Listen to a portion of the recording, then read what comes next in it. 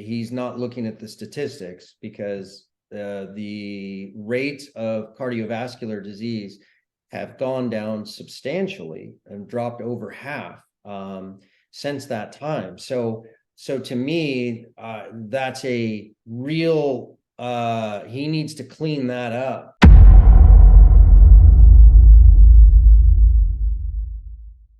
When they were measuring in real time how much antioxidant level was in the blood, and when it was just taken with water, there was a nice spike up in antioxidants from the berries. And when it was taken with milk, it actually went negative.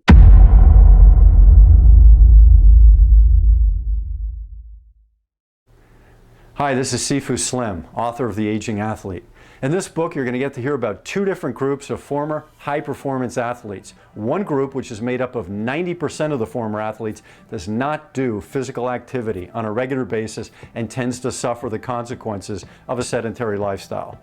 The other group, which is made up of 10% of the former athletes, is doing physical activity on a regular basis and tends to thrive through the aging process, or at least has a better chance at coping with the aging process.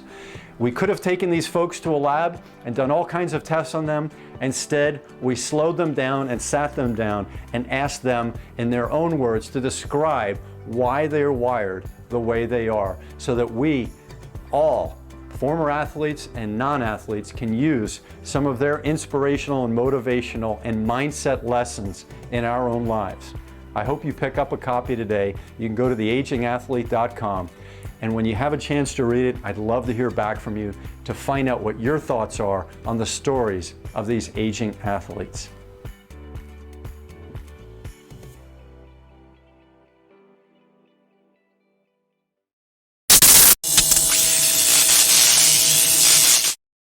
Hi there, I'm Sifu Slim, and today we're going to look at studies, research, and comments about studies and research by a very famous doctor whose name is Dr. Gundry, who's a cardiologist with a very widespread profile on the internet, in books, and even people speaking about him, because he's become a very well-known doctor.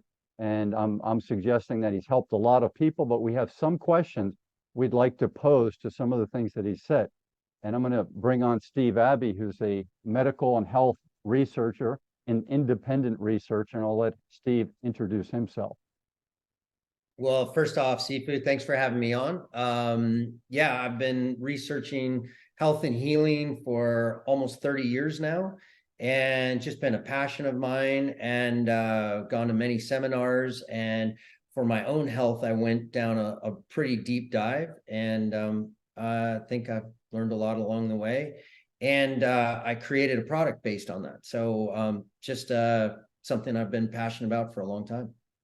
Great. And so I had run across a news clip from Doc Talk on YouTube, American Health Journal, thedoctorshow.com, that features Dr. Gundry.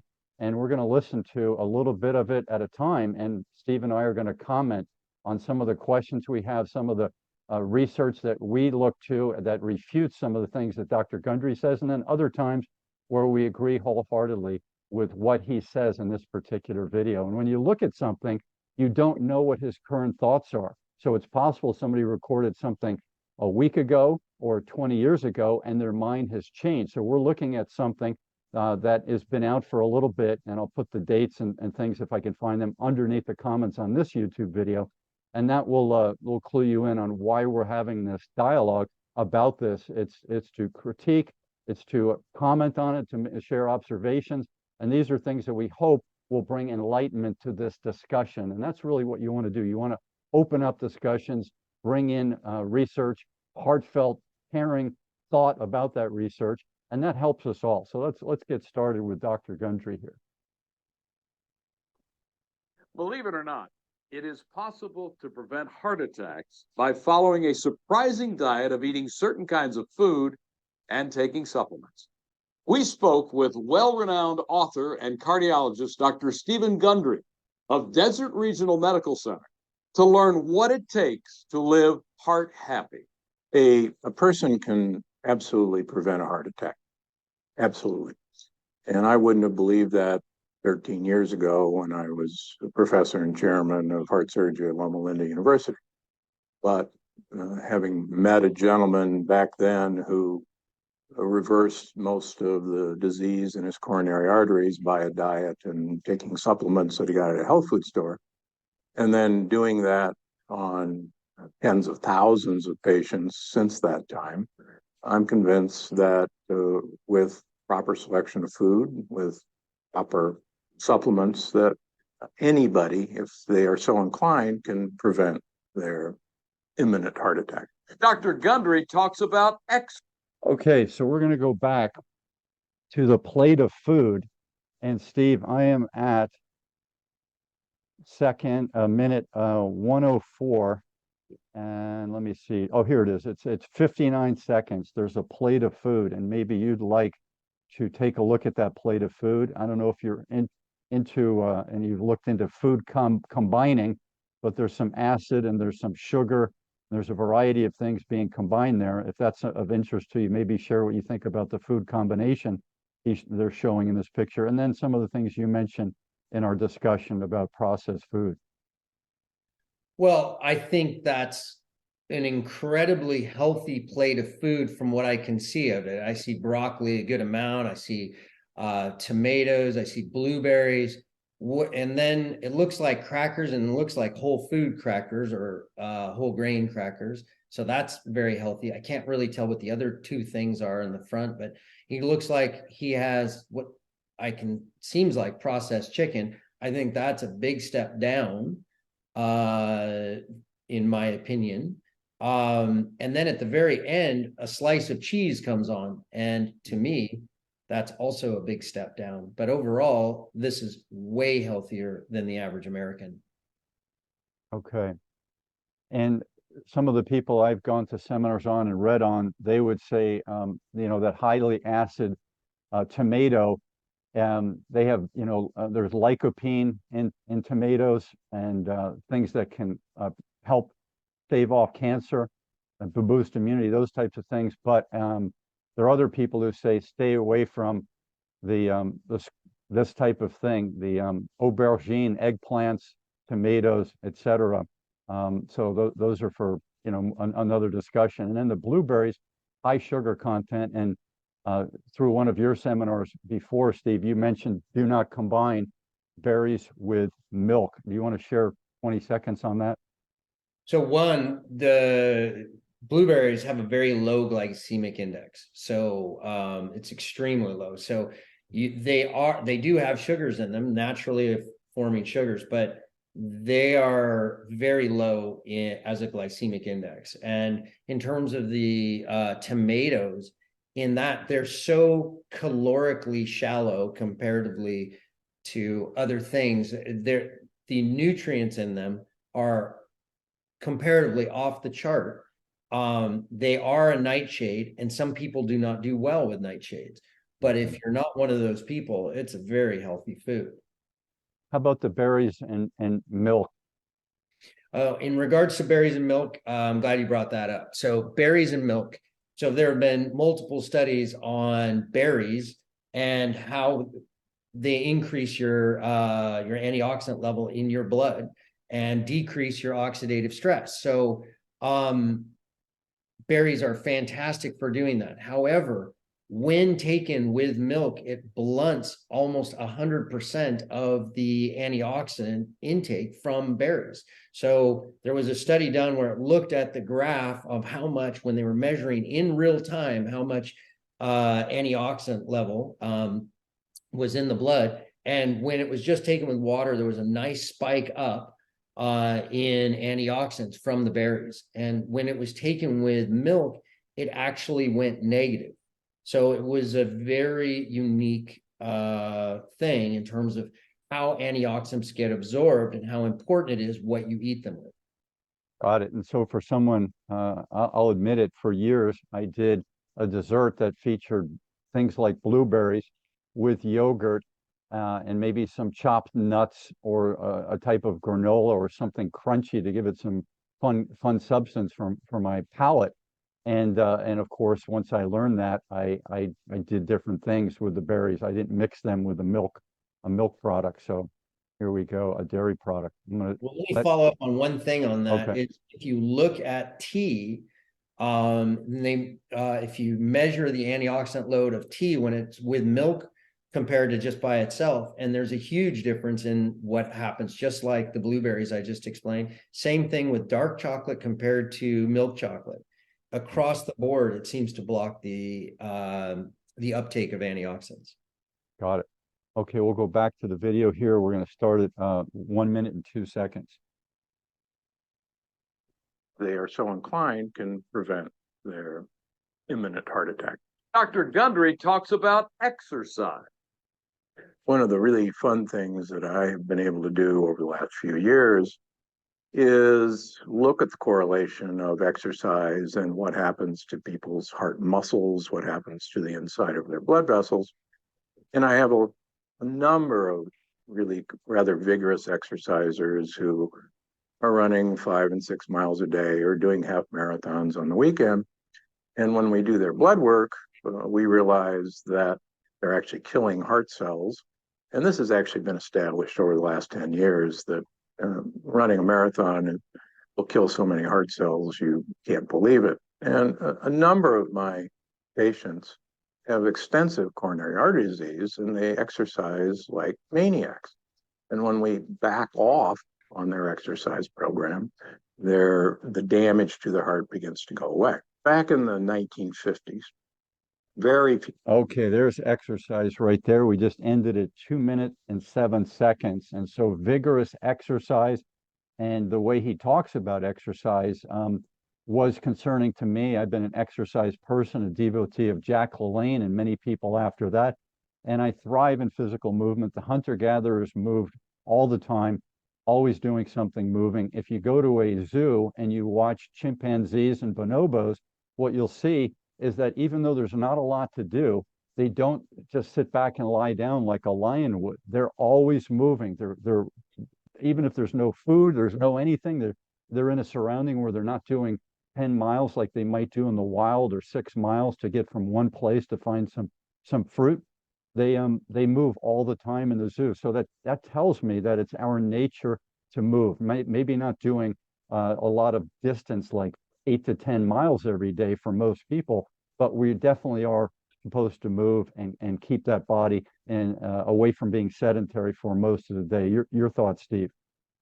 Well, I think if you listen to his words carefully, then I think he's accurate, but he has to be very careful in how he says that, because he says if you're exercising like a maniac, he's saying it's doing damage, or if you run a marathon, you're causing heart damage.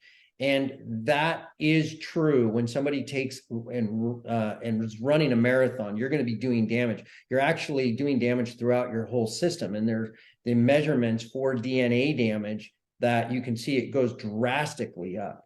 So absolutely. However, the studies from Journal of American Medical Association, there was a giant Finnish study on it, and across the board, it's showing almost, until you get to very high levels of exercise, the more the better. So in the Journal of the American Medical Association article that came out, or published article, when that was done, it had the segments of amount of exercise, and the highest amount had the lowest level of both cancer and cardiovascular disease. So cancer was reduced by 39%. And I don't remember the exact number for cardiovascular, but it was substantial. And it was, so I think he has to be careful in saying that, because almost nobody is getting that level. Let's say it's 1 or 2% of the United States, and those people would benefit from lowering it. But if somebody's going out and either doing a light jog for a few miles, or unless there's a really specific reason, then I think that's wrong. With one caveat: if you're having antioxidants, the oxidative stress will get taken out, even if you do a pretty long run. So having the antioxidants would be an important thing to protect you. Got it. All right, I'm at minute 2 minutes 3 seconds. Heart begins to go away. back in the 1950s, very few people had heart disease, despite the fact that 80% of men smoked and about 70% of women smoked. And if you look at any movie from the 1950s, you'll notice that everybody is profoundly thin. They all look like sticks. None of these people were doing marathons. Nobody was going to the gym. They weren't jazzercising. There wasn't PX90. There wasn't Zumba. And yet all these people were stick thin and they didn't have heart disease. And now we're all going to the gym and we're doing all this crazy stuff and everybody's dying like flies from heart disease and nobody's smoking. So you'll have to ask yourself, what happened? What happened is we changed our food. Dr. Gundry discusses how foods have changed. We totally changed how we feed animals when Okay, I'm going to stop it there so we can check in with Steve, who sent me a really nice graph. And this is from prb.org, and I'll put the link down below. It talks about U.S. trends in heart disease, cancer, and stroke. And over to Steve for his comments on what Dr. Gundry said and the statistics that you pulled up. So he said back in the 50s, there was very little heart disease, and now we're dying like flies. And I don't know why, as a cardiologist, he's not looking at the statistics, because the rates of cardiovascular disease have gone down substantially and dropped over half since that time. So, and so to me, that's a real, he needs to clean that up, because that is just patently wrong, and it's very easy to demonstrate that it's wrong. So he's not a stupid man. He's a very bright doctor. So why is he saying that? Like, how can he not know that? So to me, I find that unique. Okay. All right, here we are at 3 minutes. you were growing up in the 1950s, cows were raised on grass. They went to a stockyard for weeks to fatten up on corn that hadn't been genetically modified. And chickens were out in the back eating bugs and grass. And believe it or not too many people ate chicken, except when the old hen was a stewing hen because she couldn't lay eggs anymore. I grew up on a lot of stewed chicken, but fried chicken was a little unusual. And not too many people were eating a whole lot of pizzas back then. There's been some very interesting studies by PhD candidates looking at the changes correlate to obesity in the United States from 1900 to the year 2000. And what they found, which is shocking, it's not what you think. It's not our sugar consumption. It's not our soft drink consumption. It's not high fructose corn syrup. Correlates to two things, and two things only: the increase in chicken consumption and the increase in pizza consumption. Those two things track obesity exactly. Nothing else does. All right, some interesting observations there from Dr. Gundry. Steve, what are your thoughts on that? Well, I think he's right on in terms of the fact that our foods have changed drastically. What a chicken was, where it was for every 100 grams of chicken meat in 1896, I'm going off memory, but these numbers are very close to accurate.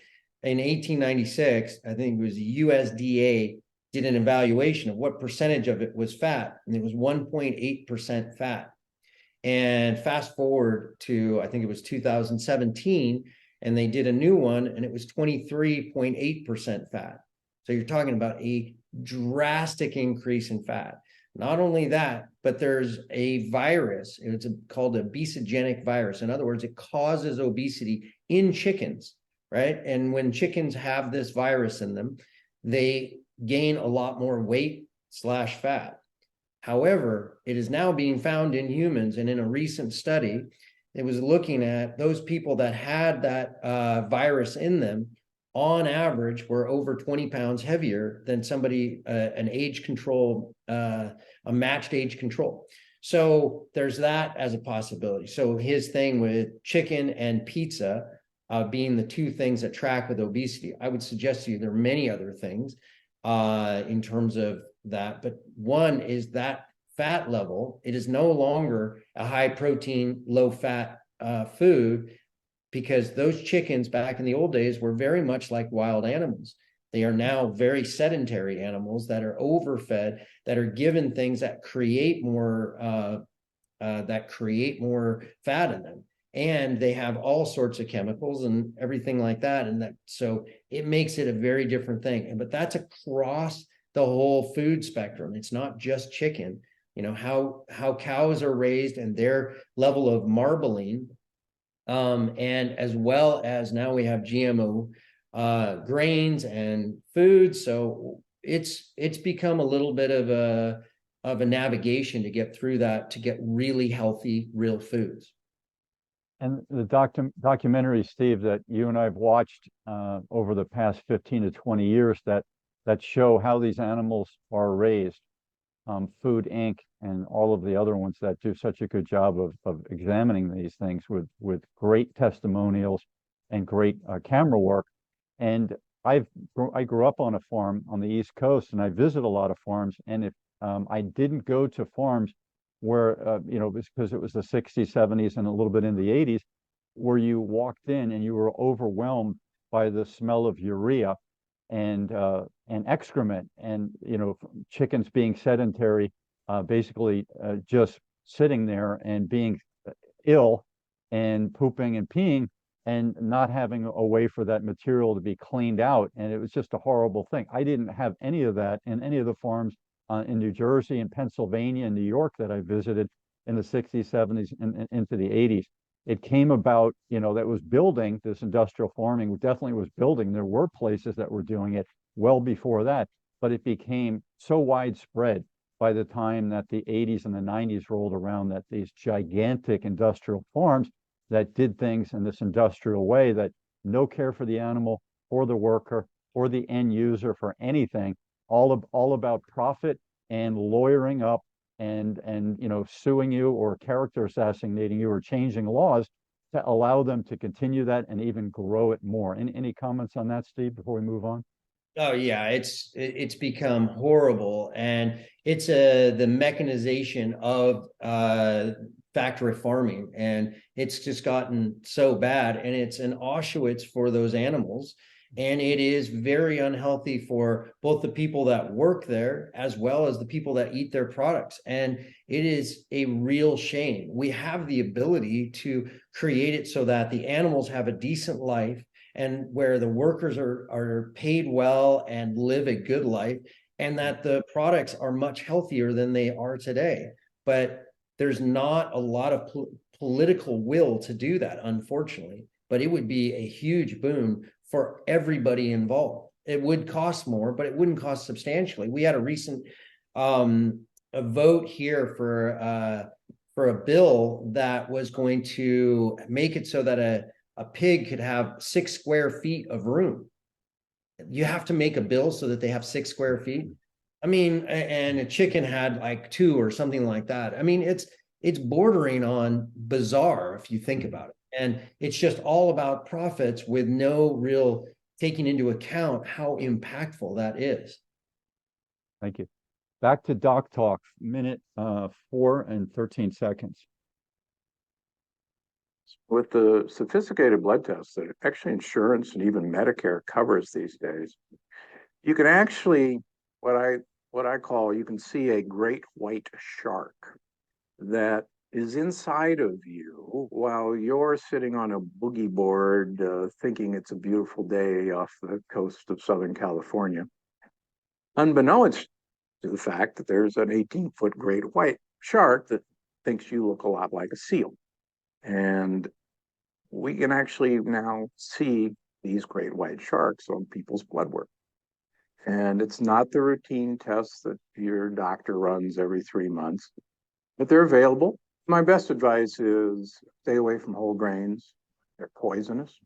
Believe it or not, the less fruit you eat, the healthier you will be. The more fat. I'm going to stop right there, and we're at minute 5 and 7 seconds. Any thoughts, Steve, on what we've just heard? Well, he said something in the very beginning of this that I want to bring up. He said that heart disease is reversible. And I agree with him wholeheartedly on that. However, one of the things that's the strongest protector of heart health is our fruits. What type of fruits make a difference, but almost across the board in every study. I don't know. I would like to see where he is getting that data, because there's so much of it in terms of the more the better, almost across the board, even to get to crazy amounts. So there was a study done where people were eating like 20 servings a day of fruit, almost nobody. Like, I mean, that's probably, 1/10,000th of the population. And they had nothing but positive responses to the study.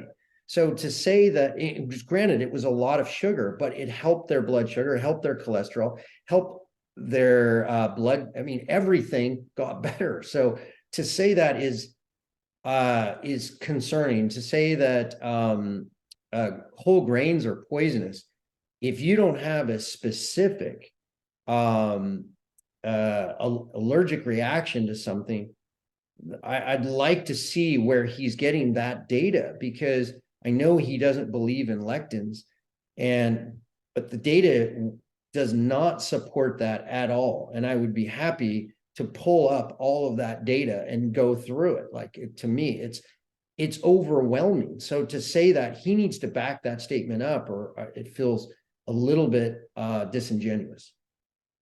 Could it be that fruit, because so many people are obese and pre-diabetic or diabetic and have other health issues, that the sugar might be almost toxic to them and their teeth?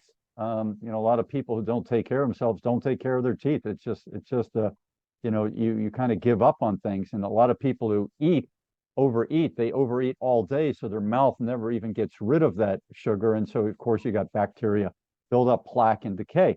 So could it be that the things that he's citing are based on, serving that to people who are already in a very unhealthy state? Well, so according to the RDA recommendation for fruits, and I don't remember the exact number, so forgive me for this, but this is going to be very close. But only 12% reached the recommended amount, and the recommended amount is less than almost any indigenous culture on the planet, except for a couple like the Eskimos or something. And I mean, but if you look at traditional diets, they eat a lot more fruit than that. So also, if you look at caloric density of foods, fruits are going to be probably somewhere close to 1/30th of any refined fats, probably 1/20th of it a refined sugar, or 1/15th. If you're looking at meat, it's going to be somewhere like 1/10th.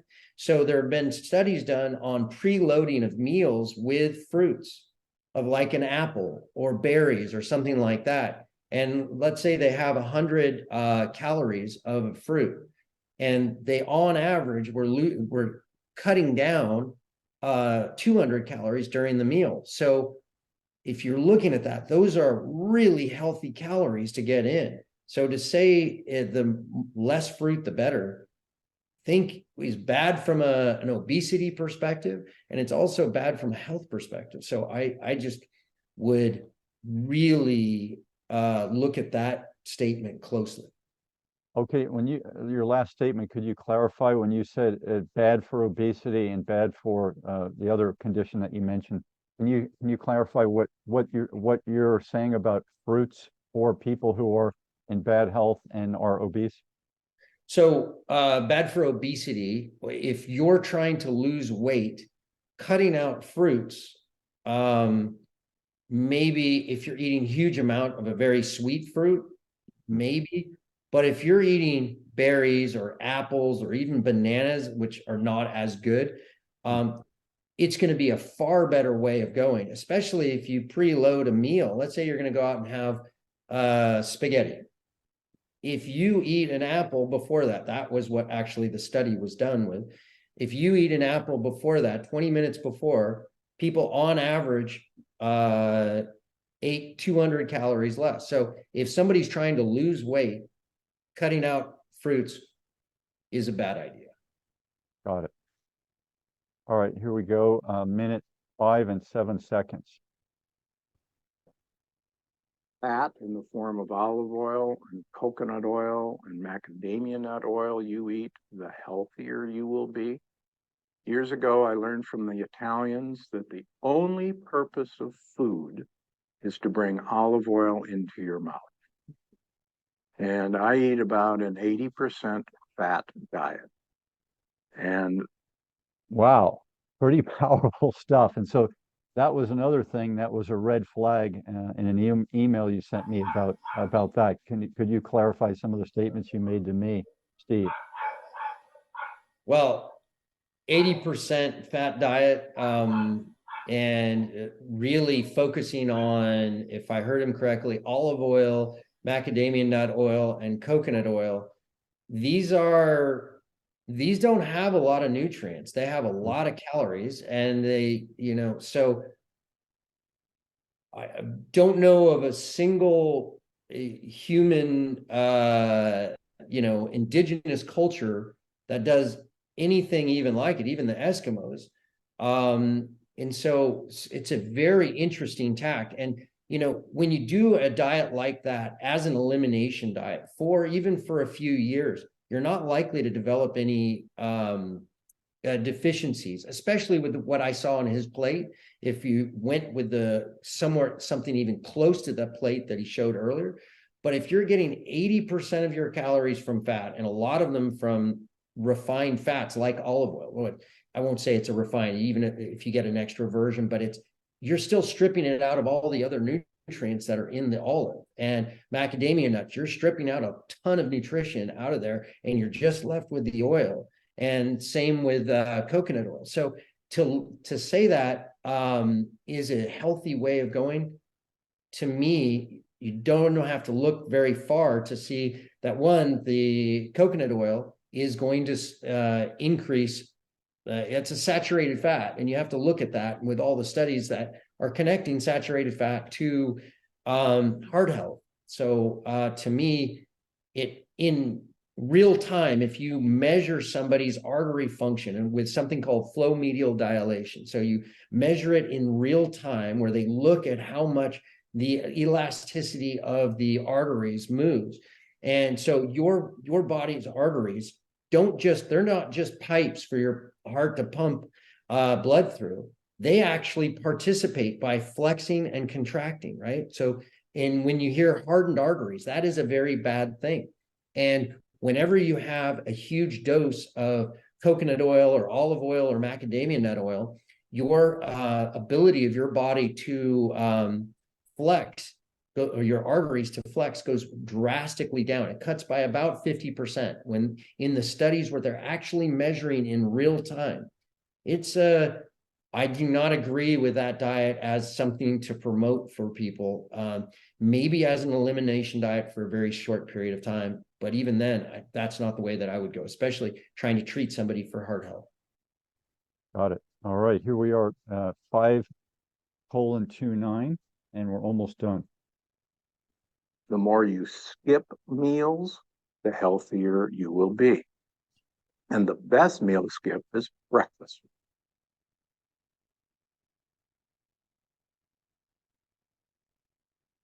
All right. Skipping meals. What are your thoughts on less meals per day, skipping breakfast, those things that he just raised? So he brought up something that I agree with him in some areas and not so much in others. In if somebody does an intermittent type fast, which what that is you have a window of time that you eat in, the results are amazingly powerful for blood pressure, blood sugar, and obesity if done correctly. However, the main results were when let's say you're eating in an 8-hour period of time. The best results were done when somebody started at 8 a.m. in the morning and ended at 4 p.m. in the afternoon, not the other way around, skipping breakfast and let's say starting eating at noon. that they didn't have nearly the same positive results in the studies. It's clear that you want to start early. So I agree with him. Doing a skipping of meals or at least a limited time can be very beneficial. I don't agree that skipping breakfast, because you have a circadian rhythm, and when you are shown to burn your food in the morning, whereas you store it as fat in the evening. So, and that's because of the circadian rhythm. So as you're getting up, your body uses it for energy for the day. And as you're going to bed, it's actually storing that for the night so that you have it for the next day. Got it. Steve, why don't you share your website, and we'll do just a quick one now, and then we'll come back with a more extensive video as time permits. But I have some of your product here, SOS Nutrients, and I've enjoyed using this quite a bit. Maybe you can tell us what your website is, how people can contact you. I'll do that, and then we'll sign off on this particular video. Okay, so sosnutrients.com is the website. So SOS and then nutrients.com. And what it is an organic whole food smoothie powder to be added to an already healthy smoothie for truly life-changing results. So it's a blend of 9 different components. It's a very comprehensive smoothie product. So it has a mushroom blend and a full mushroom blend of high beta glucan and low starch mushrooms, all organic, greens blend, a berry blend, and those are freeze-dried organic berries. And the reason why I say freeze-dried is because it's important that they're freeze-dried as opposed to air-dried, because otherwise they lose almost 70 or 80% of their nutrition, instead of air-dried where you're only losing like 5 to 10%. So it's just a very comprehensive way of getting a lot of nutrition. But there have just been so many studies. So if somebody just makes a smoothie, doesn't even have my product in it, but makes a smoothie, and they do like greens and maybe a carrot and some avocado and some blueberries or something like that, that is super healthy.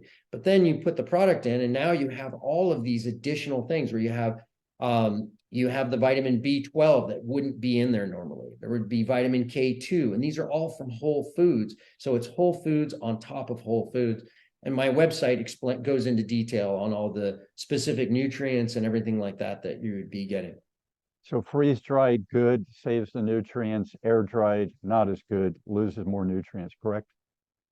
You lose just far more. So I wouldn't say that it's bad for you, you're not going to get nearly the benefit. So it costs almost 3 times more for freeze-dried organic than for air-dried organic. And it's probably 4.5 or even 5 times more expensive than air-dried, non-organic or conventional. So to me, though, it's really worth it to have that. And the same thing, you can do that with anything. So the mushrooms in there are all high beta glucan, so over 20%, and low starch. And the low starch is important because a lot of otherwise the mushroom products on the market, the base that they're grown on, like sorghum or whatever they're grown on, can be ground up into there, and it's being sold as a mushroom product. So it's really important to do that. And and then the nutrients, specific nutrients like iodine. So I have it from a blend of 3 organic kelps from Iceland instead of from potassium iodide, which is what's in almost everything because it's so inexpensive and so has a long shelf life and everything like that. So, but to me, it's so much more valuable to have it from a whole food, like a blend of kelps that are far away from any industrialized center. Yeah, if people want to drive a Mercedes, BMW, a fancier Lexus type car, a luxury car, why would they want to put the cheaper brand of nutrition into their body, the cheaper brand of food into their body? I mean, this is something that whether you want to live till you're 50 or 105, why would you want to have less nutrition, less energy, less gut health, a lesser level of gut health, functionality, brain health? All nutrition is tied to all of these things. It's not the only thing that promotes that, but it's a significant part. And when you buy the Lexus or the BMW, and it says to put the, the higher octane gas in. What do? You spend more and you put the higher octane gas in, so that expensive car does what it's supposed to do, high performance and lasts. And then, there you are with treating something in the material world very well. Why not do it with your mind, body, and spirit? Yeah, there's one point on that. So the difference, like with the iodine that I was just talking about, in nature, you're never going to get iodine or iodide. That's the way it's potassium iodide is the main one that's used in the marketplace. But you never get something isolated like that. You always get it where it's gentle, where your body it's mixed with a whole bunch of other nutrients, where your body knows how to recognize it and absorb it and utilize it correctly. And not to be going, I'm very left-brained. That being said, there's an energetic to everything. We're living in a world where there's a lot more than just an RDA number. How that product or that ingredient gets there is important. And so when you look at, say, a vitamin C and it says ascorbic acid next to it, the way that's manufactured is they take high fructose corn syrup, they put it under incredible pressure, incredible heat, then they do an acetone wash, and then they neutralize it with hydrochloric acid. And in the end, you have a molecule chemically identical to what you find in nature, but it doesn't work the same because it never is found that way. It doesn't even have any vitamin activity unless it has all these cofactors and bioflavonoids and everything else, which is, as long as your other foods have it, it can work, but it still doesn't work the same. So compare those two to, let's say, a berry like acerola cherry berry is one of the highest forms of vitamin C on the planet. How that comes to be vitamin C is a very different process than what I just described in a lab. So it's not a total surprise that even though it's chemically identical, you can't see the difference, that it has a very different way of working in the body. Got it. So we're gonna sign off. I'm Sifu Slim, SifuSlim.com, fitness, wellness, and life coach, researcher, podcast host. And please give us a big like. Please subscribe down below, and we will talk to you in the next video. Aloha. Sifu, thanks for having me on. Take care. Thank you, Steve.